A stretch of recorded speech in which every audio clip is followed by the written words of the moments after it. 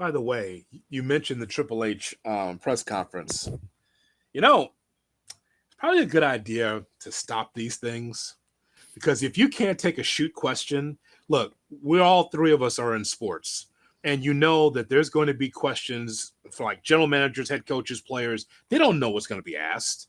But in this whole thing, this contrived thing that we talk about every week that's called wrestling, if you can't take a shoot question and answer it properly, man, maybe you shouldn't be doing it. Honest to Yeah. God, if someone says, "Hey, over the last three PLEs, you haven't had an African American on the card. Is there a reason?" Well, the simple answer is, well, we're doing storytelling. We have so many superstars we're trying to get on these PLEs. We don't have a lot of slots, but the point is, though, is that we covered all our talent, no matter what race they are, and we are going to move forward with the direction that we're going in as a company. But we don't shirk anybody. We don't set anyone aside based on race. We just feel really good about our roster. I don't see race. That's what we got. And it's kind of like, brother, like, it just like, man, like you have to do better. You have to be better than this. Like, he can't answer a Vince question, can't answer a question about the racial makeup of your company. Gabe, like, you have to be prepared for these things. If you're going to open yourself up to the media, like, you can't just use these as, and they're always so weird because you don't know, and I'm not even sure how much of the wrestlers are, well, sometimes they're answering in character, sometimes it's a serious question, they answer out of character. It's not really clear what the purpose of these things are. But when when an executive in this company steps up, the man who's got the pencil steps up, like, there's not going to be storyline questions for you. This is all about how the business works. And you have to expect, I mean, maybe they don't answer the question, but if you watched Hard Knocks, if anybody out there watched the off-season Hard Knocks, following the New York Giants, they had a PR person talking about, hey, here are some questions. They're getting Joe Shane, the GM of the Giants. Hey, here's some questions that they're probably going to ask you. So make sure you've got an answer for this. Make sure. And man, to see him answer that, and then it was juxtaposed all over social media when Cody was asked something similar. I think that was from Double or Nothing, the first It was AEW from pay-per-view. AEW. Yeah, it was before Yes, WWE. it was. I want to say it was the first AEW pay-per-view. I think it was Double or Nothing. And the reason why I say that, because he had like the blood in the beach blonde hair from the feud he had with his brother Dustin.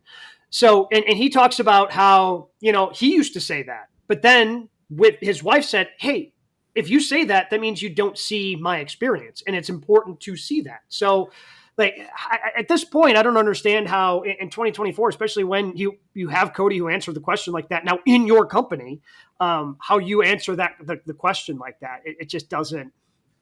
It's just so disappointing because Hunter has done so many good things. Yes. And then he just fumbles it away when he steps up in a lot of these press conferences. It just doesn't seem like he's prepared.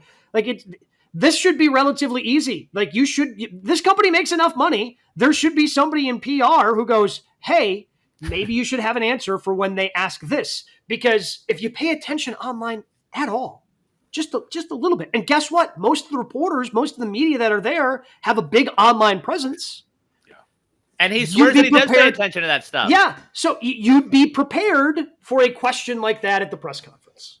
Yeah, like, that's now twice where he's dropped the ball. Like, you mentioned the Vince stuff where that was that week, the Rumble stuff where it was going on. It's baffling also because you could just not do these. Like, this isn't a professional sport where the league's forcing you to do these. Like, you could just say, no pressure today. Or you can just say, hey, these people that actually work for us are the ones asking the questions.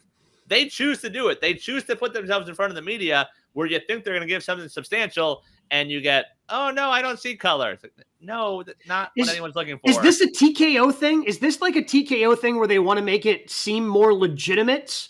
Much like, because they have the pressers after the big fights with UFC. And is this a TKO thing? Or look at the other side. Look at what comes out of the UFC ones. Dana gets combative. Dana bans media members from it. And it's this whole big thing about how they can't actually ask questions. And it is, essentially state-run media. Like, that's not what we're going for here if you're going to do it.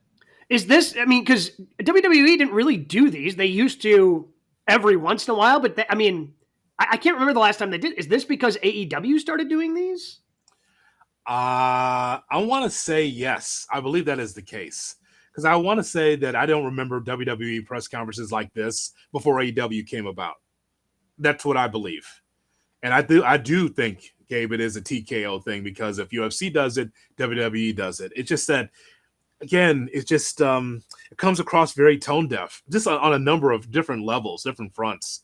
They're never asked this within the WWE universe with their reporters and their stuff, but then outside of it, man, you got to realize. And here's Triple H, who searches Twitter as much as Tony Khan. It's just that Triple H doesn't clap back at people like Tony Khan has in the past. That's the only difference. But he's aware of what's out there. But just like, I'd rather not see it. I just think that's just the thing is very strange. That the whole experience is like the couple I've been to where like you're inviting fans in, like the Rumble one, like DDP's in the crowd asking Cody questions. Like Gabe said, like some of it's in character. Like it's just very odd. Whereas AEW, 90% of them are not in character. Then you have like Tony Storm being Tony Storm. Yes. So like you add that. But that's even weird, Like yes. That's to me that's even weirder. Like nobody is, but like Tony's not going to break character, which part of me respects. Like the whole thing is just.